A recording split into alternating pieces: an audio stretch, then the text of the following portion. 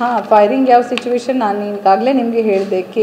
ಕಟ್ಟೆ ಚೆಕ್ ಪೋಸ್ಟಲ್ಲಿ ನಮ್ಮ ಇನ್ಸ್ಪೆಕ್ಟ್ರು ಮತ್ತು ಅವ್ರ ಸಿಬ್ಬಂದಿಗಳು ವೆಹಿಕಲ್ನ ಚೆಕ್ ಮಾಡಲಿಕ್ಕೆ ಈ ಕಡೆ ಮೂವ್ ಆಗ್ತಾ ಇದೆ ಅಂತ ಅವ್ರಿಗೆ ಮಾಹಿತಿ ಬರ್ತದೆ, ನಿಂತಿರ್ತಾರೆ.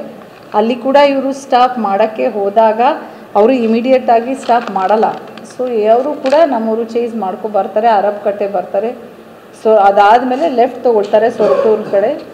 ಸೊ ರೈಟು ಅದಾದಮೇಲೆ ಏನಾಗ್ತದೆ, ಅವನಿಗೆ ಇಮಿಡಿಯೇಟಾಗಿ ನಾನು ಈಗಾಗಲೇ ಹೇಳಿದೆ ಸ್ಟಾಪ್ ಮಾಡಬೇಕು ಅಥವಾ ಸರೆಂಡರ್ ಆಗಬೇಕು ಅಂತ ಹೇಳ್ತಾರೆ. ಅವನು ಇಮಿಡಿಯೇಟಾಗಿ ಸರೆಂಡರ್ ಆಗಲ್ಲ, ರ್ಯಾದರ್ ನಮ್ಮೂರಿಗೆ ಅಟ್ಯಾಕ್ ಮಾಡೋಕ್ಕೆ ಬರ್ತಾರೆ. ಸೊ ಅಟ್ಯಾಕ್ ಮಾಡೋಕ್ಕೆ ಬಂದಾಗ ಪುನಃ ಇವರು ಏರ್ ಫೈರ್ ಮಾಡಿ ವಾರ್ನ್ ಮಾಡಿದ್ರೆ ಕೂಡ ಅವನು ಇವ್ರಿಗೆ ಇನ್ನೊಂದ್ಸಲಿ ಅಟ್ಯಾಕ್ ಮಾಡೋಕ್ಕೆ ಬರ್ತಾರೆ. ಆವಾಗ ನಮ್ಮವರು ಅವ್ರ ಮೇಲೆ ಕೂಡ ಫೈರಿಂಗ್ ಮಾಡಿದ್ದಾರೆ. ಆತ್ಮರಕ್ಷಣೆಗೋಸ್ಕರ ಫೈರಿಂಗ್ ಮಾಡಿದ್ದಾರೆ. ಹೌದೌದು.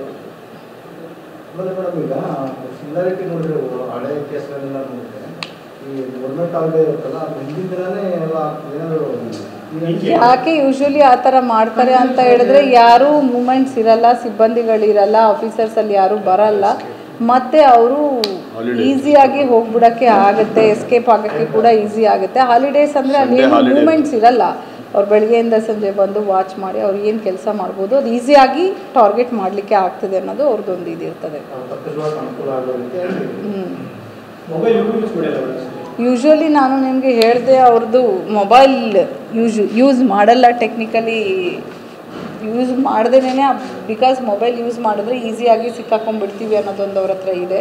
ಸೊ ಹಾಗಾಗಿ ಇದರಲ್ಲಿ ನಮಗೆ ಅವರು ಕೂಡ ಮೊಬೈಲ್ ಯೂಸ್ ಮಾಡಲ್ಲ ಅನ್ನೋ ಥರನೇ ಹೇಳ್ತಾರೆ. ನಾವು ಇದಲ್ಲ, ಸುಮಾರು ಬೇರೆ ಕೇಸಸಲ್ಲೂ ಕೂಡ ನೋಡ್ತಾ ಇದ್ದೀವಿ, ಕಾಮನ್ ಪ್ರಾಪರ್ಟಿ ಅಫೆನ್ಸಸ್ಸಲ್ಲಿ ದೀಸ್ ಡೇಸ್ ಮೊಬೈಲ್ನ ಅವರು ಯೂಸ್ ಮಾಡೋದು ಕಡಿಮೆ ಆಗಿದೆ ಆರೋಪಿಗಳು. ಯಾವುದು ನಾನು ಅದನ್ನೆಲ್ಲ ಯೂಶ್ವಲಿ ಅವರು ನೋ ಟೋಲ್ ಏರಿಯಾ ಅಂತಲೇ ಅವರು ಯೂಸ್ ಮಾಡ್ಕೊತಾರೆ, ಸೆಲೆಕ್ಟ್ ಮಾಡ್ಕೊಂಡು ಬರ್ತಾರೆ ಅಂತಲೇ ನಮಗೆ ಮಾಹಿತಿ ಇದೆ. ಅದೆಲ್ಲ ಈಗ ಫರ್ದರ್ ವೆರಿಫೈ ಮಾಡಬೇಕು. ಹಾಂ ಹೌದು, ನಾವೀಗ ಈಗಾಗಲೇ ಸುಮಾರು ಸಲ ನಿಮಗೆ ಹೇಳಿದೆ, ನಮ್ಮವರು ಟೀಮು ಹೋಗಿದ್ದಾರೆ, ಆಮೇಲೆಲ್ಲ ಏನಾಗ್ತಾಯಿದೆ ಏನು ವಾಚ್ ಮಾಡೋದು, ಈಗ ಐಡೆಂಟಿಫೈ ಮಾಡೋಕ್ಕೋಸ್ಕರ ಹೋಗ್ತಾ ಇರ್ತಾಯಿದ್ರು. ಸೊ ನಮ್ಮದೇ ಓನ್ ಇನ್ಫಾರ್ಮೆಂಟ್ ಬೇಸ್ ಇದ್ದಿದ್ದರಿಂದ ಮಾಹಿತಿ ಬಂದಿತ್ತು.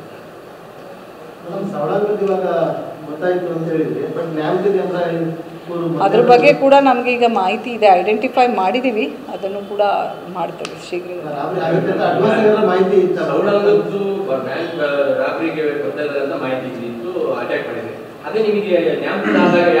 ಇರಲಿಲ್ಲ ಮಾಹಿತಿ ಎಲ್ಲ ವಿಷಯದ ಕೇಸಲ್ಲೂ ಮಾಹಿತಿ ಸಿಗಲ್ಲ ಅಲ್ವಾ.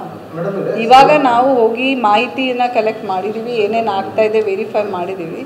ಸೊ ಹಾಗಾಗಿ ಅದರ ರಿಲೇಟೆಡ್ ಇದು ಮಾಡಿದೆ, ಮಾಹಿತಿ ಕಲೆಕ್ಟ್ ಮಾಡಿದ್ರಿಂದ ನಮಗೆ ಇನ್ಫಾರ್ಮೆಂಟ್ ಬೇಸ್ ಇತ್ತು, ಸಿಕ್ಕಿದ್ದಾರೆ, ಕೊಟ್ಟಿದ್ದಾರೆ. ಅದರಲ್ಲಿ ಮಾಹಿತಿ ಬಂದಿಲ್ಲ ಆಗಿದೆ.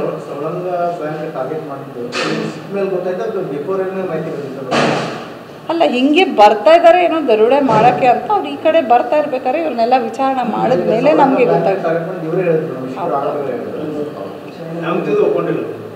ಇಲ್ಲ, ಇನ್ನೂ ಇಂಟ್ರಾಗೇಷನ್ ಮಾಡಬೇಕು. ಇನ್ನೇನಿದೆಯಾ ಟೀಮ್ ಅವರು ಇನ್ಸ್ಪೆಕ್ಟರ್ ರವಿ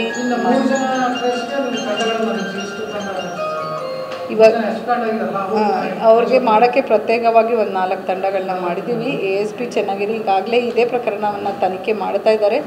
ಇದರಲ್ಲಿ ASP Channagiri, DSP rural Basavaraju, ASP Sam ಬಗೀಸ್ ಮತ್ತು ರವಿ ಏನು ಇದ್ದಾರೆ, ನ್ಯಾಮತಿ ಪೊಲೀಸ್ ಇನ್ಸ್ಪೆಕ್ಟರ್ ಎಲ್ಲ ಒಳ್ಳೆ ಕೆಲಸ ಮಾಡಿದ್ದಾರೆ. ಇದರಲ್ಲಿ ಏನು ಕ್ಲೂಸ್ ಇಲ್ಲದೆ ಇಷ್ಟೊಂದು ತಿಂಗಳಿಂದ ಭಾಳ ಎಫರ್ಟ್ಸ್ ಮಾಡಿ, ಖಂಡಿತ DG ಸರ್ ಹೇಳಿದ್ದಾರೆ, ಶ್ರಮ ವಹಿಸಿದ್ದಾರೆ, ರಿವಾರ್ಡ್ ಕೊಡೋಣ ಅಂತ ನಮ್ಮ ಮೇಲಾಧಿಕಾರಿಗಳು ಕೂಡ ಹೇಳಿದ್ದಾರೆ. ಬಿಕಾಸ್ ಇಂಟರ್ ಸ್ಟೇಟ್ ಗ್ಯಾಂಗ್, ಇದು ಗ್ಯಾಂಗು ಫಸ್ಟ್ ಟೈಮು ಅರೆಸ್ಟ್ ಆಗಿದೆ ಕರ್ನಾಟಕದಲ್ಲಿ. ಅವ್ರಿಗೆ ಏನಾಗುತ್ತೆ, ಅದು ಭಾಳ ರಫ್ ಟೆರೈನ್ ಇದೆ, ಅಲ್ಲಿ ನಮ್ಮವರೆಲ್ಲ ಹೋಗಿ ಬಂದಿದ್ದಾರಲ್ಲ, ಈಸಿಯಾಗಿ ಬರಲ್ಲ, ನಮ್ಗೆ ಏನು ಮಾಡೋಕ್ಕಾಗಲ್ಲ ಅನ್ನೋದೊಂದು ಅವ್ರಿಗೆ ಅದು ಇತ್ತು. ಬಟ್ ನಮ್ಮವ್ರು ಹೋಗಿ ಇಲ್ಲ, ಅಷ್ಟು ಬರ್ತಾರೆ, ಬಂದು ನಮ್ಮಲ್ಲಿ ನಮ್ಮ ಕರ್ನಾಟಕದಲ್ಲಿ